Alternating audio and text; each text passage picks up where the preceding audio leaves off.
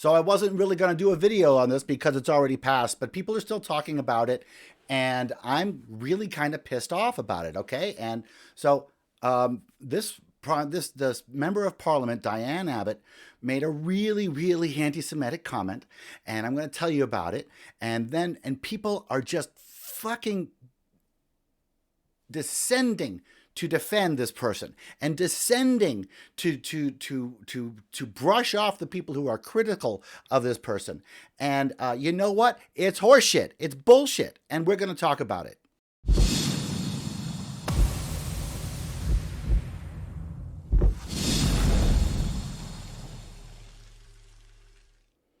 Okay, so this person, a member of parliament in England, and a member of the Labour Party has suspended her because she made these really awful comments. And she's, okay, so, okay, let's start from the beginning. Think about a Venn diagram. I like to think about a lot of things in the context of a Venn diagram. I love Venn diagrams. Always ask, is there a Venn diagram for this? I'm telling you, it's fascinating when you do. You've got two circles, okay? You've got one circle, which is Jews, Jewish people, the religion. These are the people who believe in Yahweh, the God, the Ten Commandments, etc. Okay? You can convert in, you can convert out, you can become Jewish, you can become not Jewish. It's a religion. Then there's this other circle, the Ashkenazi Jewish race. It's a very stupidly named race, and I am 100% Ashkenazi Jew. I can't convert in and out. I'm always going to look this way. I'm always going to be a member of this race, which is stupidly named Ashkenazi Jew. There is, of course, overlap. So you can be an Ashkenazi Jewish Jew, or an Ashkenazi Jewish Christian, or a Jewish black person, or a Jewish white person. All of this is called Jews. It causes a lot of confusion, but once you understand the Venn diagram, it kind of makes more sense. The Ashkenazi Jewish race, just to put things into perspective, is the most persecuted race on the planet, bar none, by a couple orders of magnitude. My race formed because of hate against my ancestors for dozens and dozens of millennia. I disassociate myself from the Jewish religion, of course, because it's not my religion at all. But the race is real. The race is real. And the race is the result of hate over 40, 50,000 years. Not a couple thousand years. 40 or 50,000 years. It has not been about slavery either. It's been about genocide after genocide after genocide. For the record, I am 0% victim of all of that. Okay? But that happened to my ancestors, and I feel some ownership of it, even though I'm 0% victim of it. So basically, what did this woman say? Okay? This is a woman who is a black activist, a fighter of racism her whole life, apparently. And this makes it fucking worse, okay? So here's what she said. It is true that people with different points of difference, such as redheads, can experience prejudice, but they are not all their lives subject to racism. In pre-civil rights America, Irish people, Jewish people, and travelers were not required to sit at the back of the bus. Dude. So what she wrote, and she has apologized, and I'm going to get into that in a second, but what she wrote basically says, I'm more oppressed than you. We're more oppressed than you because we're black. And basically, the Jews should sit at the back of the bus because at the racism Olympics, the blacks sit at the front of the bus and everybody else sits at the back of the bus because you haven't actually received as much you haven't received as much prejudice as I have. Now, the most amusing thing about this is that I think that I've suffered more prejudice than she has. I think that I've suffered a lot more prejudice than she has. I think that this woman doesn't suffer at all. I think this woman is talking about being a victim when she's a member of parliament. She's rich. She's powerful. She isn't oppressed at all. Not oppressed at all. So when we talk about the oppression Olympics, she'd be at that back of the bus because she'd be pushing that bus because she's the rich, powerful executive who's running the show, not the victim of prejudice. And she is claiming that she's some sort of a victim, some sort of a hero. Hey, you know what? Maybe you are a hero in some aspects, but you're a fucking villain here. This was a racist thing to say. The African race doesn't compare. The victimization of the African race doesn't compare to the victimization of the Ashkenazi Jew. And yeah, she apologized. And then all the people came to collect her and run around her. Watch this. This is somebody named Owen Jones. I don't know who he is. He's got 200,000 subscribers. He sounds pretty woke, but I listened to him and listen, this is the thing. There are a couple of things here that I just need to let you hear. Okay, hold on. There was clear delight amongst a certain type of white person, racists, who delight in being able to call a black woman a racist. They hate Diane Abbott above all else because she's a prominent black politician who has spoken about anti-black racism all her life. And that causes rage amongst a certain type of white person in this country. It is absolutely, inarguably the case. That's what's triggering them, as they would say, on the right wing of British politics. That's what's offended them. That's what's distressed them. So it's turning the tables on or shining a light on anti-black racism in British society.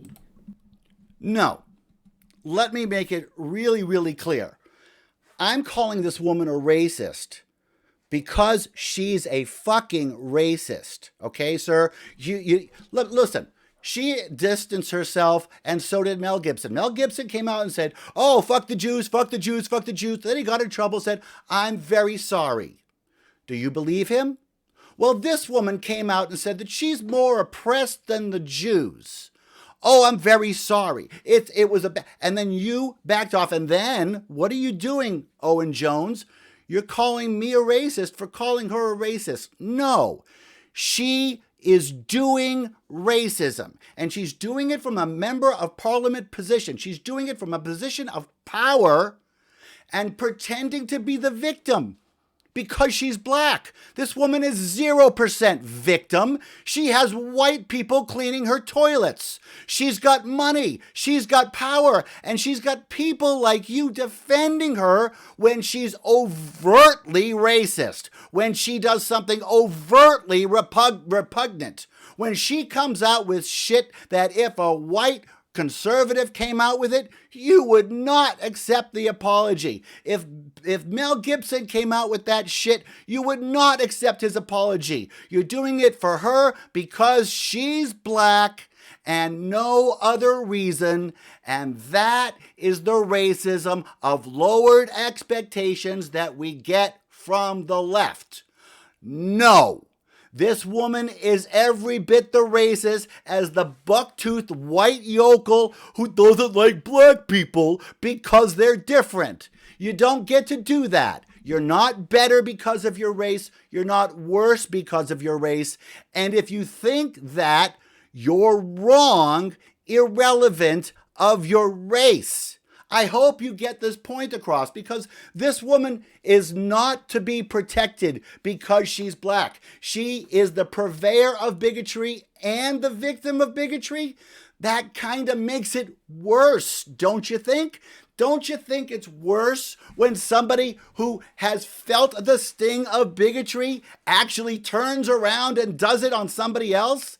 And this wasn't a misprint. This wasn't a misspeak. This wasn't a Biden flub. This was written down and released. That doesn't happen by accident. They do that to test the waters. If the Republicans had done it, or if the conservatives had done this, you would say this was obviously testing the waters for this kind of racially bigoted thinking coming from black people. It's okay to recognize that black people can be fucking bigots. It's important to recognize it, because if we don't recognize it, they'll keep being fucking bigots. We need to raise the bar. If the bar is this high for us, it's got to be this high for them. No, Ms. Abbott, you were a fucking bigot. You don't get to join the Labor Party again, just like anybody else wouldn't. And any other people out there, no matter what your color, if you're an anti-Semite, you're a fucking bigot. It's not smart. It's not cool. It's not okay. This is the kind of thing that makes me scream, because it keeps black people lower. It preserves anti-Semitism. Anti-Semitism in the African communities is not okay. It's not permissible. It's not better because they're victims. I understand where people are coming from. We're all trying to be good people, and we look at her and we see the apology and we want to believe the apology, and the apology was okay. The apology was pretty firm. But guess what? This was put out. This wasn't Mel Gibson drunk when he got pulled over. This was a written piece that was released by a member of Parliament. And this guy, Owen Jones, is calling it racist, is calling us racists for calling her racist for being racist while black. Being racist while black is not okay. Being racist while anything is not okay. And the racism of lowered expectations keeps black people lower than they should be. Well, one more thing. Owen Jones, he comes on, and the first thing that he says is, well, I'm a white man and I shouldn't be talking, or blah, blah, blah. No. Every point of view is valid. If you see bullshit, you can talk it. You can say it. And that's why I'm calling bullshit on him. He doesn't get it, but that's okay. He still has a valid viewpoint. This woman needs to be made an example of. This woman needs to be shown that no matter what color you are, anti-Semitism is not okay. And that's got to come from the left. The left has to expel this shit. The left has to raise up and say, no. When we become the racist, we're not going to defend you. When you actually become racist, we're not going to jump to your side just because you're black, because that would be racist of us. The left needs to defend their own principles here. Are you anti-racist or are you not anti-racist? Here it is. Well, what's your choice? I'm sure you'll make the right choice. I swear to God.